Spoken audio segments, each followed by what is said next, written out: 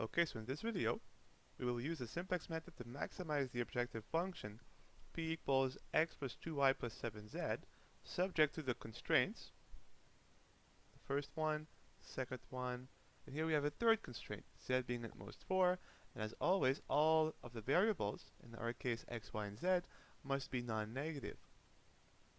So the first step, as always, is to convert the inequalities back into equalities with the help of slack variables.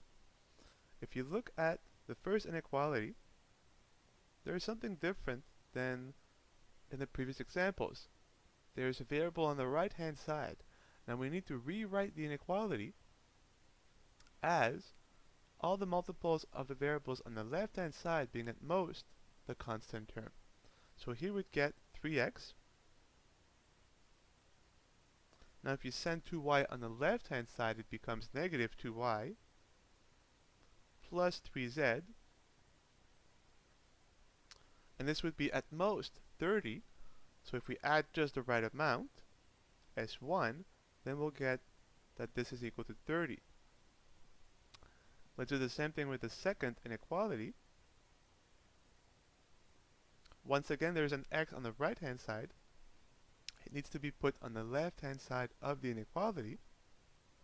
So it will become obviously a negative x. Then plus 4y plus 4z.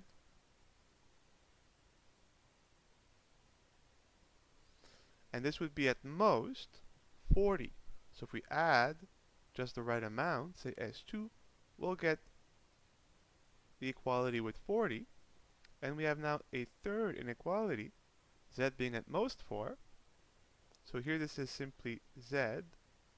And if we add to z just the right quantity, we'll have an equality with 4. And now we need a third slack variable s3, and this will equal 4. That's the first step.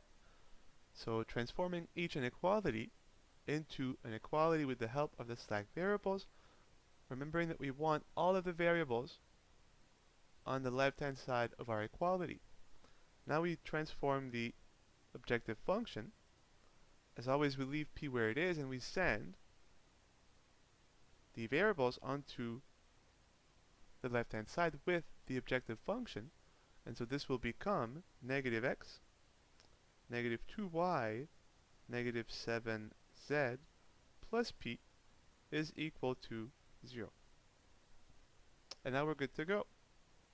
We can construct the initial simplex matrix.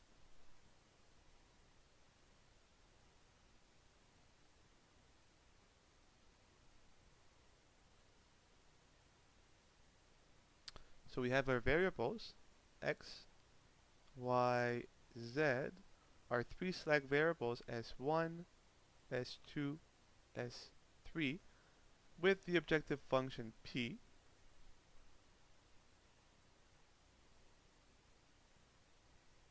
So first row, 3, negative 2, 3, 1, 0, 0, 0, 30. Second equation, negative 1, 4, 4, 0, 1, 0, 0, positive 40. Third equation, 0, 0, 1, 0, 0, 1, 0, 4. And the third and final equation, negative 1, negative 2, negative 7, 0, 0, 0, 1, 0. So now we have our initial simplex matrix. As always, we then single out the largest negative value in the bottom row, which here is negative 7. We look in the column above it.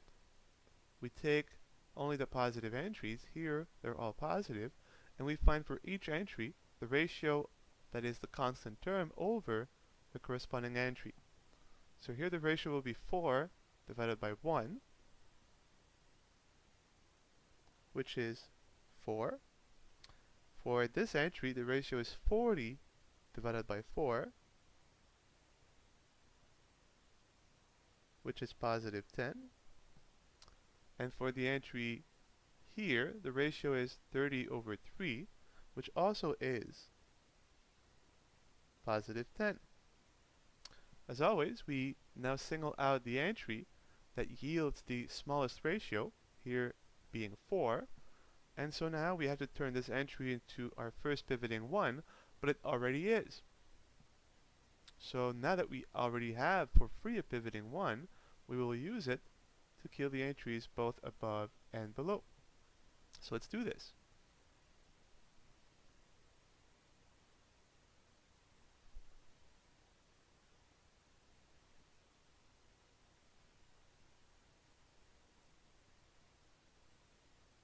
Let's recopy the third row as it is the only one that we're not going to change here. So 0, 0, pivoting 1, 0, 0, 1, 0, 4. Let's kill the 7 by doing row 4 plus 7 row 3. So negative 1 plus 7, negative 1, negative 2 plus 7, negative 2, negative 7 plus 7, 0, 0 plus 0, 0 plus 0, 0 plus 7, 7, 1 plus 0, 1, 0 plus 4 times 7, 28.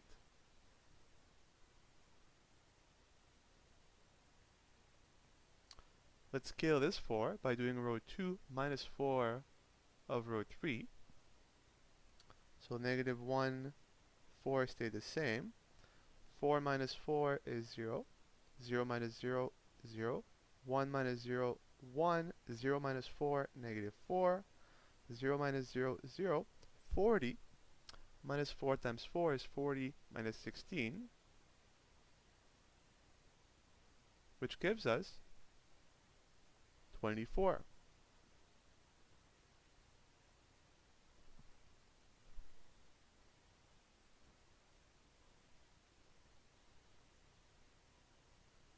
And now let's perform the last operation. So row 1 minus 3, row 3. So 3 minus 0, 3. Negative 2 minus 0, negative 2. 3 minus 3, 0. 1 minus 0, 1. 0 minus 0, 0. 0 minus 3, negative 3. 0 minus 0, 0. And 30 minus 3 times 4, 30 minus 12, which gives us positive 18. And now this completes our first step in the simplex method. And now we ask again, are there any negative entries in the bottom row? The answer is yes, there are 2. Well, we choose the largest negative value, and now we look up in the above column, and we only consider positive entries. So we ignore the negative 2, and we ignore the 0, and so here by default, the entry 4 wins, right? Because by excluding 0 and the negative entry, we would then look at the ratio of the constant terms over the positive entries and pick the entry giving the smallest ratio. As there's a single entry that is positive, it will be the smallest ratio by default. Just for good measure, we can do it. 24 over 4 gives us 6. But as this is again the only ratio, this will now become our second pivoting 1. And to turn the 4 into a pivoting 1, we multiply row 2 by 1/4.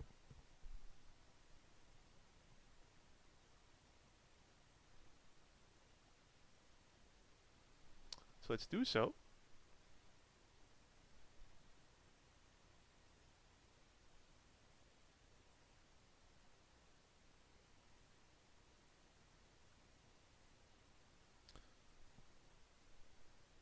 Let's recopy first the rows that we're not changing.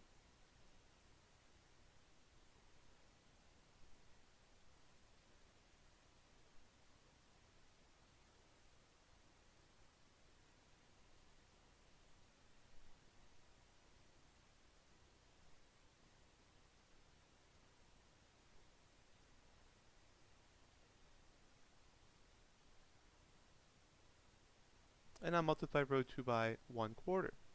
So I have negative 1/4. Our second pivoting 1, 0, 0, 1/4, -1, 0, +6. Now that we have our second pivoting 1, we must kill the entries both above and below. Well, let's do so.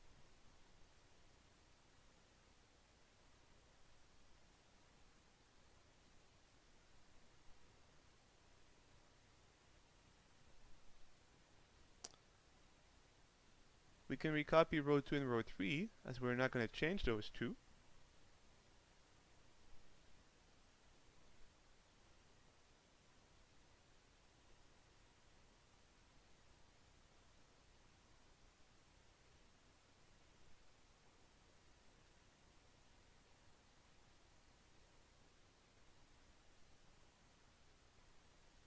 And now let's kill the entries above and below.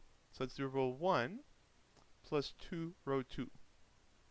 So we'll have 3 plus 2 times -1/4 is 3 minus 1/2. But 3 is 6 over 2. 6 minus 1 is 5, and so we get 5 over 2.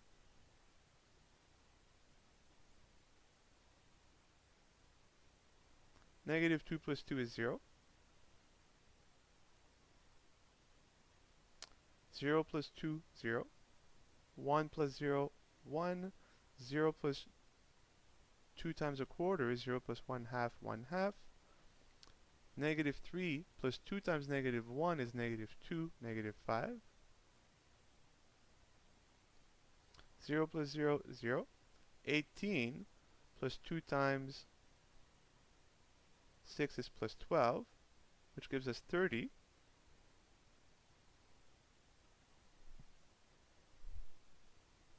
Let me just double check quickly.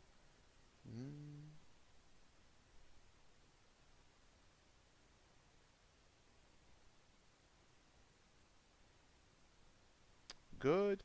Let's kill now this entry by doing row 4 minus 2 of row 2.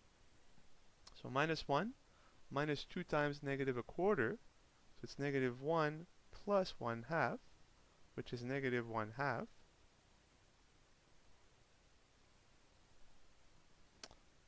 Two.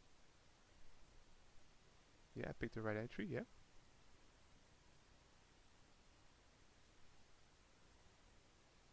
Two minus 2, 0. 0 minus 0, 0. 0 minus 0, 0. 0 minus 2 times -1/4 is 0 minus 1/2, -1/2.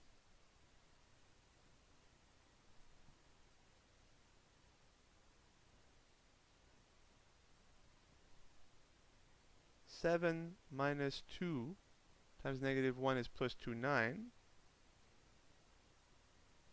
1 minus 0, 1. 28 minus, oops.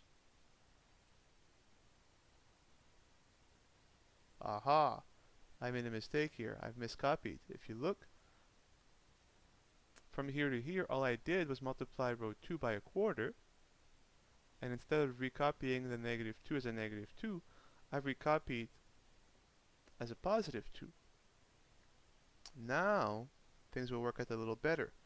So instead of doing row 4 minus 2 row 2, we do row 4 plus 2 row 2. So let me just erase this, and we'll just recopy it, or redo it, I should say. So -1 plus 2 times -1/4, so -1 minus 1/2, -3/2. -2 plus 2, 0. 0 plus 0, 0. 0 plus 0, 0. 0 plus 2 times 1/4, 1/2. 7 plus 2 times -1, 7 minus 2, +5. 1 plus 0, 1. 28 plus 2 times 6 is 12. 28 plus 12 is 40. Now we're good to go. Okay. Sorry about that. When you have a large simplex matrix, it's easy to make a mistake by miscopying one of the entries, as there are so many entries. So once again, we are done now with the second step in the simplex method. we ask, are we done? So we consider the entries in the bottom row. If they were all non-negative, we would be done, but there's still a negative entry here. As it is the only one, it wins by default. And remember, we always take the largest negative entry, but again, there's only one, so we take this one. Now we look at the positive entries above. There is only one, so we must turn the 5/2 into our third pivoting one. As again, there's only going to be one positive ratio, as both of these are ignored, and we will get our third pivoting one by multiplying row 1 by 2/5. So let's do so.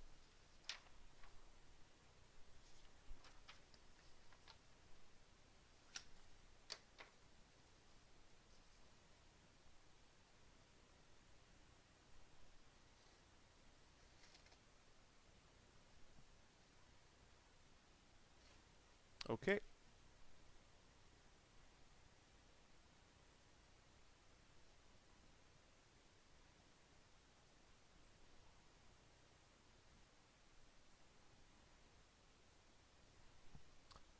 So let's multiply this row by 2/5. So we'll get our pivoting 1, 0, 0, 2/5. 2/5 times 1/2 is 1/5. 2/5 times -5 is -2. Times 0 is 0. 2/5 times 30, well 30/5 is 6, times 2 is 12. And now we can recopy the other three rows. So -1/4, 1, 0, 0, 1/4, -1, 0, 6, 0, 0, 1, 0, 0, 1, 0, 4, -3/2, 0, 0, 0,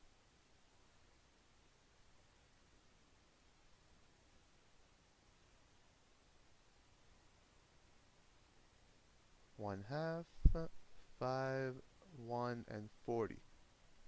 Alright, so we're good to go.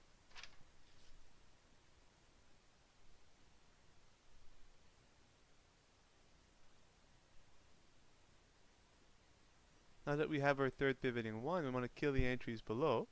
So we will do row 2 plus 1/4 row 1, and row 4 plus 3/2 row 1.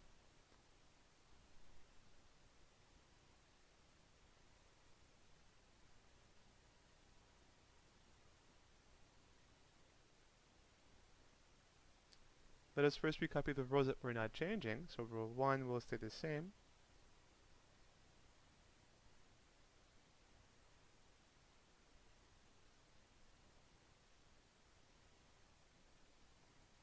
Row 3 stays the same.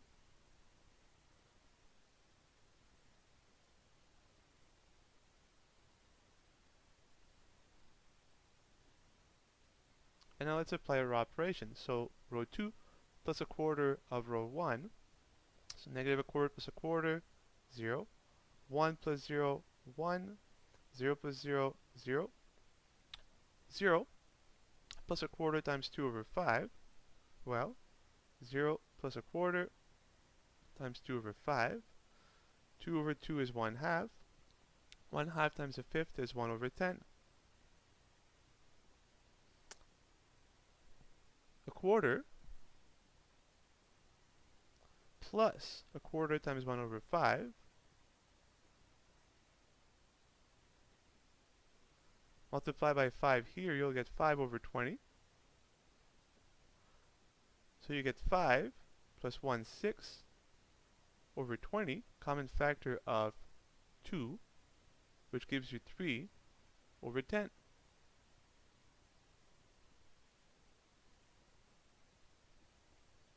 -1 plus 1/4 times -2 is -1/2, minus 1, -3/2. 0 plus 1/4 times 0 is 0 plus 0 is 0. 6 plus 1/4 times 12, quarter times 12 is 3, plus 6 is 9. Alright, so one operation done. Let's now kill the negative 3 over 2. So we now do row 4 plus 3 half of row 1. So 0, 0 plus 3 half of 0 is 0.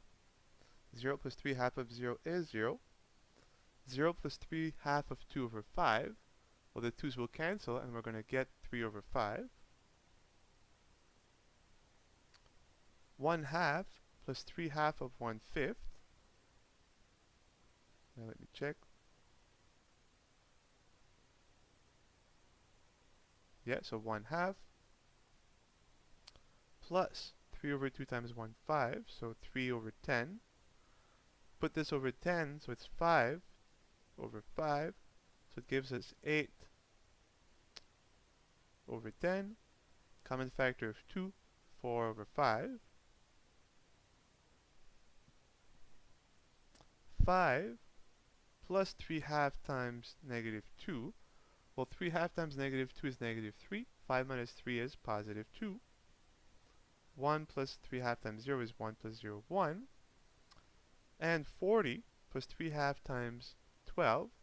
Well, 12 over 2 is 6 times 3 is 18. 18 plus 40 is 58.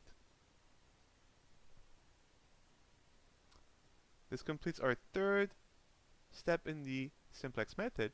And if you now look at the bottom row, all of the entries are non-negative, which means that we have attained our largest possible value for the objective function p. Let's write our conclusion from our final simplex matrix. Recall that the variables were x, y, z. The slack variables were s1, s2, s3, with the objective function p. As always, we set the non-basic variables to 0. So here, s1 is non-basic, s2 is non-basic, and s3 is non-basic. So we set s1 to equal s2 to equal s3 to equal 0. If those are equal to 0, then we can ignore these columns, as we would get again for each row plus the coefficient times 0, which is 0, so they become irrelevant. And now we can solve for our basic variables using the corresponding pivoting ones. Well, let's solve for x. X equals 12. Let's solve for y. Y equals 9. Let's solve for z. Z equals 4. And with these three values, the objective function attains its maximum value of 58. And we're done. So we maximize p when x is 12, y is 9, z is 4, and the maximum value of p at this point is 58. Once again, we can do a quick check to see that this is consistent with the original objective function p. Well, if you recall, the function was x plus 2y plus 7z. If you replace x by 12, 12 plus 2 times y, 2 times 9, 18, plus 7 times z, which is 4, plus 28. Well, 12 plus 18 is 30. 30 plus 28 is 58. So it does work out. And that's it. And you can see that in our solution, I made a slight mistake in miscopying a negative 2 for a positive 2. So always be really careful when you have a large simplex matrix, when you're recopying, that you're being very careful with the entries.